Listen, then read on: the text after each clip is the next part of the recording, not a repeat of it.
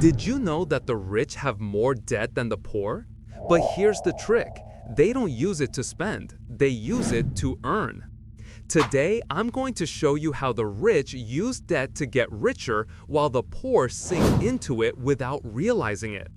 And stay until the end because I'm going to share with you a golden rule for using debt to your advantage in 2025. From a young age, we were taught that going into debt is bad. Don't spend what you don't have. Avoid loans. Debt is dangerous. But that teaching has a catch. It protects you, but it also limits you. Most people use debt to consume. They buy things that lose value. They go into debt to show off or pay for trips they forget the next month.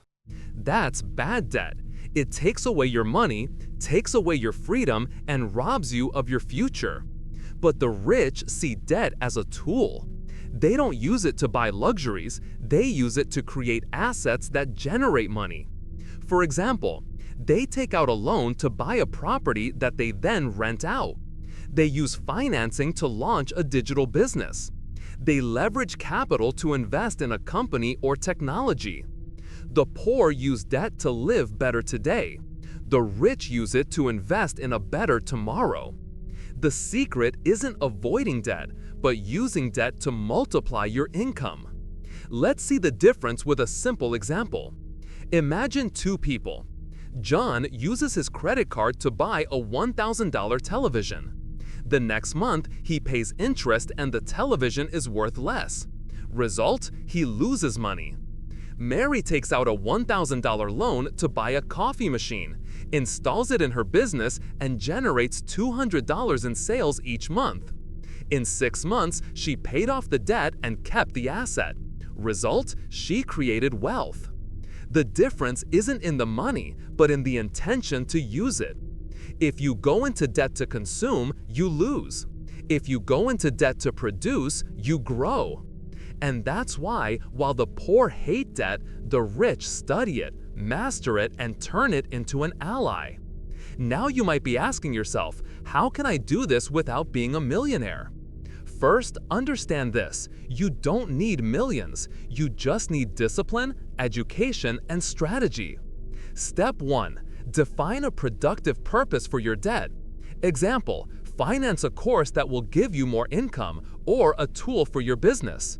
Step 2. Calculate if the investment generates more than the loan costs. If it gives you a positive return, it's good debt. Step 3. Use debt as a lever, not a crutch. Don't depend on it. Use it to accelerate your growth. Debt can be your enemy or your partner. It all depends on whether you use it to impress or to advance. And here comes the golden rule for using debt to your advantage in 2025. Only take on debt that generates income or future value.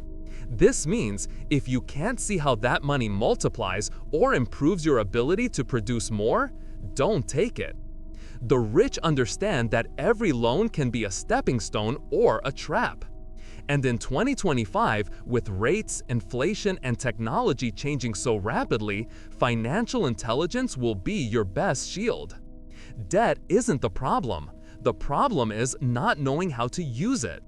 The rich turn it into freedom. The poor turn it into chains. Educate your mind and debt will become your ally. Ignore it and it will become your enemy.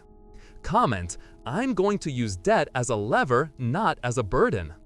And if you want to learn more about how to turn your finances into freedom, subscribe and hit the bell, because here I teach you how to think like the rich, even if you're not yet.